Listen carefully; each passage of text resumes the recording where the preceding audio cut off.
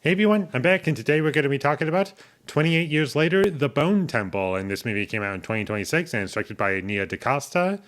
And it's a sequel to 28 Years Later, the second installment in the 28 Years Later trilogy, because that's what it is. And I believe they have all three movies funded. And this is a sequel to the one that started it all. 28 Days Later, a movie that I really love, and that's probably my favorite in this entire franchise. And in between, we have a movie called 28 Weeks Later, which I have yet to find any reference to, and I can happily go the rest of my life without seeing that movie again. But going into what I liked about this movie, I really enjoyed the performances, and Ralph Fiennes, if I pronounce that correctly, he does a great job in this movie, and he's pretty much the heart of the movie for me, and what keeps me going throughout the whole thing. And I like what they do with his character, and they really explore him.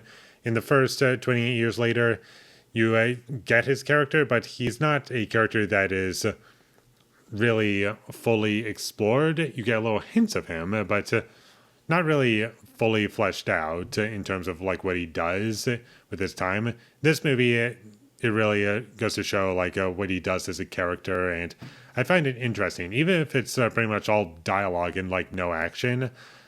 I'm with it because he's a really interesting character, and what goes on with the character Spike in this movie, I enjoyed. Although I will say this much, getting into my criticism a little bit, that being, I preferred the stuff with the Ralph Fiennes character Ian, because I just preferred what was going on with his stuff. Not saying the stuff with Spike was bad. I'm just saying that I was a little bit less invested with that stuff at points.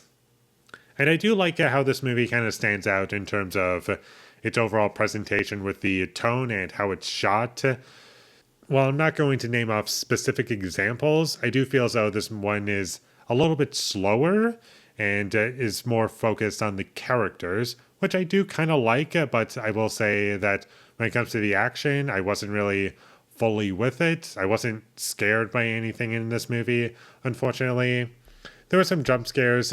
Fortunately, none of them were false jump scares, but at the same time, there was one towards the end that was kind of annoying, and I didn't really care for that one all too much. I felt like the music wasn't bad in this movie. Not as good as the music in the first 28 Years Later, but not bad on its own. And there were plenty of times where we got licensed music, and I didn't feel as though those parts of the movie dragged the movie down. It felt like, okay, you kind of have somewhat of a purpose being here at the very least. And the movie looked pretty nice as a whole. I really enjoyed the visual presentation of this film, and there were plenty of nice looking shots, and the violence was fun. I didn't feel as though it was like poorly handled or anything like that as far as the practical effects or visual effects go. For the most part, there were a couple moments where the fire looked a little computery, if that makes sense, but for the most part, I felt as though it was well handled. This movie also had a pretty fun third act, I'll say that much about it, and I really enjoyed that part about the movie as well. And my only other issues with this movie would be that early on in the movie with the character Ian, there were a couple moments where it did feel like they were trying to do some Marvel MCU humor with that. I was like, oh no, please don't do this, because it just wasn't working for me. But fortunately, it was only a couple times towards the beginning and never again, which I was quite happy about. I was like, oh, that's such a relief that you're not trying to be Marvel. And my only other issue with this movie, and it's kind of nitpicky, but there was one line towards the end where I noticed a little bit of white noise. But aside from that, those are all my issues with this movie. I wasn't in love with it for the first 20 minutes, but it did get going as it went along, and there were things that I enjoyed and will remember this movie for, and it was fun. And without spoiling anything, as far as music goes, this movie did bring back the iconic song from the first 28 days later, that being In the House in a Heartbeat, I believe. And in terms of how it was used in the film, I do feel as though it was not used how it probably should have been, like in the first movie.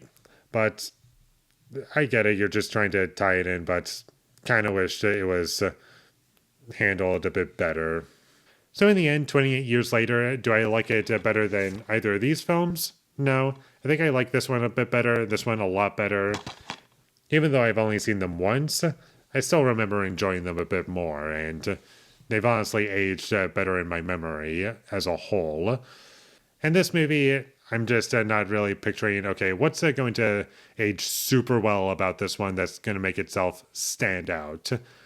Probably some stuff towards the beginning or just the stuff with Ralph Fiennes, but I don't know if that's really going to be viewed as all that much when it comes to like pop culture references or something like that. Not saying that's a good or a bad thing. I'm just saying that I don't know how this movie's going to age. What I'm going to remember this movie for is just the stuff with Ralph Fiennes and the dialogue scenes, not so much the horror or action scenes. But I would still recommend that you check this movie out. I'll definitely buy the 4K once that comes out, which I believe is later this month, and I'm excited for that. So, and with all that being said, I'm going to give 28 years later, The Bone Temple a 7 out of 10. Thank you for watching my videos. As always, if you enjoyed this review, be sure to leave a like and comment down below your thought of 28 years later, The Bone Temple, and my social media links. They will all be in the description, so follow me there. And last but not least, subscribe to be a part of Foley Nation, and I'll see when I get my next review up, and that is going to be for Ant-Man and the Wasp: Quantumania. So look forward to that, but until I get that up, thank you for watching and have a great day.